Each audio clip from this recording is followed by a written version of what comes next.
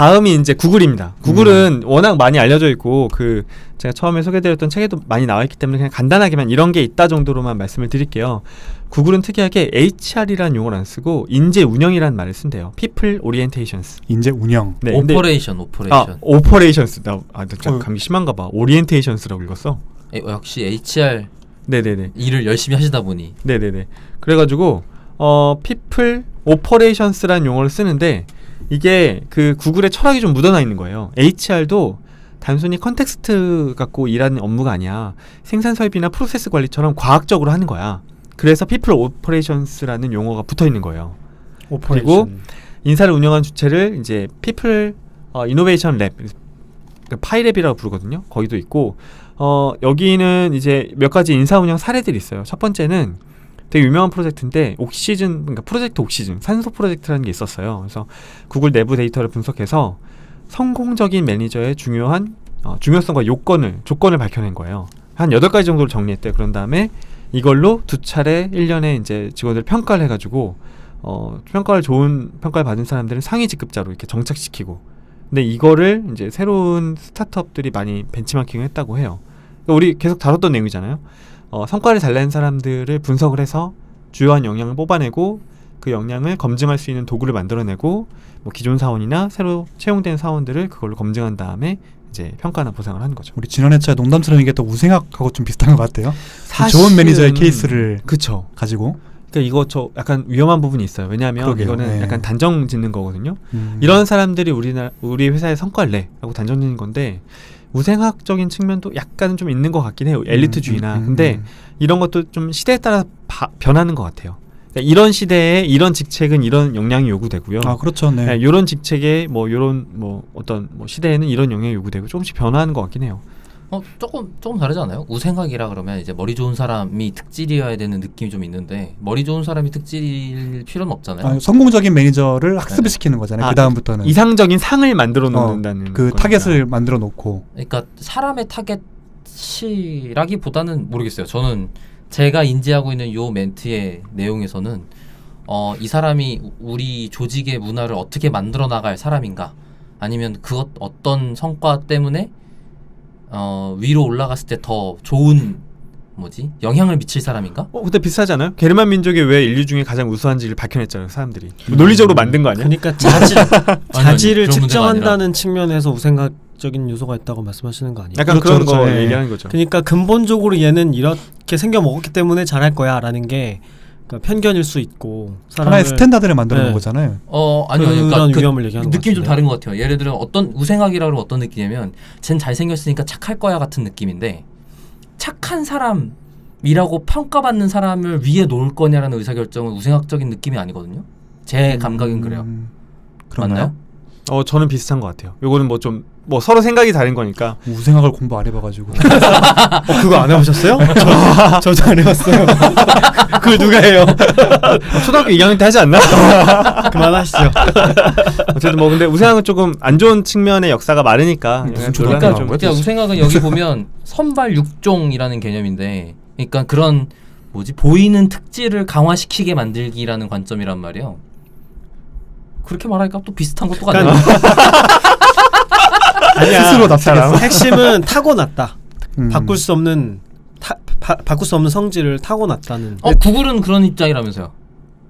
그런 입장이요? 네. 근데 그런 입장이라는 게 나와 있진 않는데 저는 개인적으로는 그렇게 생각하거든요. 우리 가끔 데이터 올릭할 때 많이 말을 하지만 내가 강화할 수 있는 역량이나 이런 게 있는데 타고난 자질과 성향도 분명히 있는 것 같아요. 근데 그렇죠. 아마도 이런 평가들은 대부분 그런 본질적인 성향을 측정하는 데 많이 포커스가 되어 있는 것 같긴 해요. 그게 포인트인 것 같네요. 그러니까 천성적으로 가지고 있는 걸로 평가하느냐가 우생학의 느낌이었던 것 같아요. 맞아요. 네, 지금 그 얘기가 저는 얘기였잖아요. 근데 우리 모두 같은 얘기였어. 같은 얘기였어요. 아니 근데 저는 이제 그렇게 어떤 특질을 갖고 있는 사람이라기보단 어쨌든 뭐가 되었건 천성이든 나중에 학습이 되었건 뭔가가 뛰어난 사람을 위로 올리면 다른 사람도 그것 때문에 위에 올라가는구나로 받아들이고 그걸 더 하려고 노력하는 환경이 이루어질 거잖아요. 그렇죠. 그걸 노린 거겠죠. 그걸 만들었다는 거잖아요. 그러니까 그 부분 때문에 저는 우생학이랑 좀 거리가 감각적으로 있어서 그 얘기를 하려고 했던 것 같아요. 긍정적인 면을 만들어내니까. 그렇죠. 그러니까 저 그 최근에 봤던 멘트 중에 제가 되게 이거 좋은데 싶었던 게 뭐가 있냐면 조직의 헤드에 있는 사람들의 출신지가 다양하면 지역이요? 그러니까 배경이랄까요? 배경. 네, 예를 들어 뭐 다양성. 축구 감독 해야 되는 사람이 뭐 어디 의사 출신이었다든지 이런 거 있잖아요. 그렇다면 그게 이제 문화적 다양성 때문에 그런 사람들을 모아놨거나 팀장을 줬다라기보다는 실력 위주로만 평가해서 팀장 자리를 주었다라는 간접 지표가 될 수 있대요. 그러니까 그 다양성이 배경을 보지 않고 실제 그 업무를 잘할 실력으로만 평가해서 자리를 주었다라는 간접 지표가 될 수 있다는 거예요. 그리고 되게 공감 많이 갔어요. 그렇다는 얘기는 있겠네, 진짜. 그 문화에서는 그 자리에서 진짜 실제로 잘할 사람이면 승진시켜 줄 거야라는 거를 명확하게 전달하는 거죠. 저는 이거는 공감이 가요. 저희 그 조심스러운 이야기지만 회사에도 리더분들이 계신데 성격들이 다 다르세요. 그러겠죠. 같은 이제 이상하겠다. 어떤 느낌이 드냐면 근데 그럴 수 있잖아요. 이게 소위 라인 탄다고 비슷한 사람들만 막 이제 승진될 수 있잖아요. 근데 딱 보면 어쩜 저렇게 다양성을 그러니까 이제 이게 변화에 대한 대응을 하기 위한 어떤 전략인 것 같기도 해요. 그러니까 예를 들면 한 4분이면 4분마다 다 강점 약점이나 이렇게 다를 거 아니에요. 근데 이런 시대에는 이런 게 강점일 수 있는데 이런 시대는 또 이런 게 또 강점일 수 있는 거예요. 그렇죠. 서로 달라지니까. 그래서 되게 다양한 사람들을 뽑아놓는 것도 저는 되게 중요한 포인트인 것 같아요. 그래서 코드 인사를 되게 조심하는 게 그런 면이잖아요. 코드 인사. 비슷한 사람들만 모아놓으면 어떤 문제가 봉착했을 때 잘 맞으면 되게 잘하겠지만 그 외에는 도태될 가능성이 커지기 때문에 다양성이 어디서 확보가 되어야 되는 거죠. 너무 멀리 가는 것 같지만 바나나 같은 경우는 품종이 하나여가지고 바나나 병 걸리면 다 죽잖아요. 그러니까 번? 바나나가 멸종될 수도 있다고. 몇 그래요? 번 실제로 멸종 이슈가 있었죠? 네. 바나나가요? 네. 네. 한 종인 거예요, 한 종. 전 세계 종이 하나래요. 네. 아 그래요? 네. 처음 그러니까 알았네. 정확하게는 야생종 말고 우리가 먹는 식용종이에요. 식용. 네. 그래갖고 그것 때문에 이번에 진짜 멸종할 뻔해서 야생종 교배 실험을 다시 했다고 하더라고요. 네, 그럼 이 얘기는 백종원 아저씨한테 다시 듣기로 하고 네. 구글 사례 둘째 이슈로 한번 넘어가겠습니다. 그래서 단일 민족이 위험한 거예요. 거기로 가네? 네. 그렇다는 얘기는 비슷하게 그만. 자꾸 새의 말이 사회자 뭐해? 끊으라고요. 아니 효자손을 갖고 올 걸. 얘기하다 보니까 멀티밴디남이랑 비슷한 맥락인 것 같아서. 멀티밴디남. 네. 그렇잖아요. 어느 한쪽에 몰빵하는 전략이랑 여러 테스트를 한 다음에 계속 테스트에 맞게 분배하는 전략이랑의 문제인 거잖아요. 생각해 보면. 너무 많은 걸 건너뛰었어요.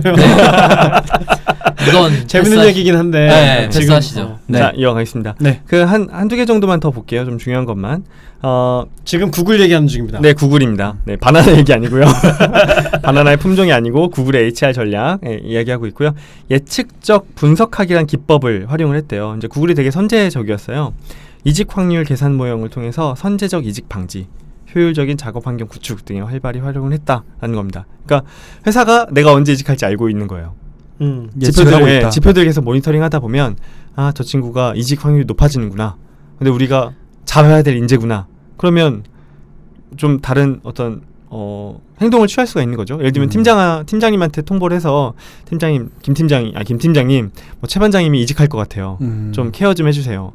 최 반장님 왜 무슨 이유로 이직할 것 같은지 좀 확인 좀 해주세요. 이렇게 할 수도 있고, 그리고 때에 따라서는 더 보상을 줄 수도 있겠죠. 붙잡아 놓기 위해서라면 그런 것들 좀 하고 있고, 그리고 이게 아마도 머신러닝이 활용되는 분야겠네요. 그쵸. 이게 정확하게 무엇 때문에 이직하는지는 알지 못해도 변수들 다 때려놓고 돌려보니까 높게 나온다 이런 걸 볼 수도 있겠네요. 어떤 변수를 쓸까 궁금하네 진짜. 저는 재밌는 얘기 하나 들었던 게 있는데 그냥 이건 흘려 들어간 농담처럼 들으시면 좋을 것 같은데 어떤 IT 부서에서 그 어떤 직원들이 퇴직을 많이 하나를 계속 연구했대요. 예. 왜 연구하냐면 직원들이 퇴사할 때 기밀들이 많이 유출되는 거예요. 그렇겠죠. 퇴사하려고 하면 자기 회사 노트북에 있는 자료들을 막 빼고 싶잖아요. 네. 그래서 어떤 게 드러났냐면 주말에 그렇게 프린터를 쓴대요.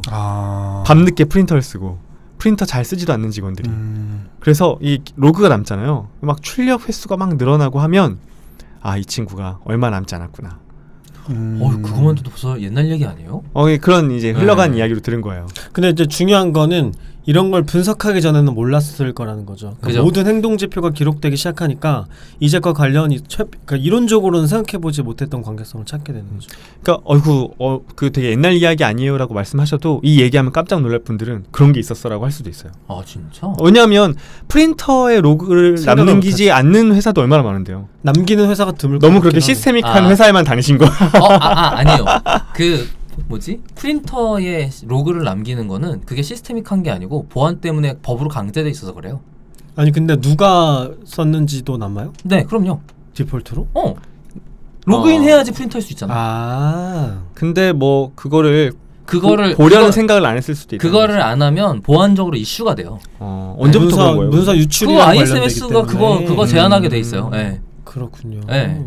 하긴 문서 보안의 일종이에요. 그게 누가 사내 모든 문서를 뽑고 있다 그러면 걔 막아야지. 그러니까. 근데 그리고 그걸 많이 뽑는 사람이 퇴직을 한다. 이거는 연결을 시켜보진 못했던 거네 지금까지. 그죠, 그렇게 그죠. 보면. 네.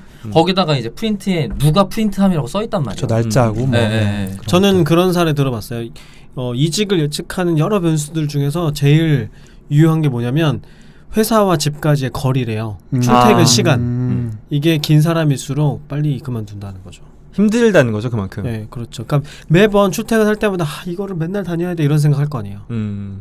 이것도 나중에 하게 되는 거죠. 분석을 통해서. 그 직장인이 스트레스 가장 높은 게 이제 집과 직장과의 거리라는 이야기를 많이 들어본 적이 있어요.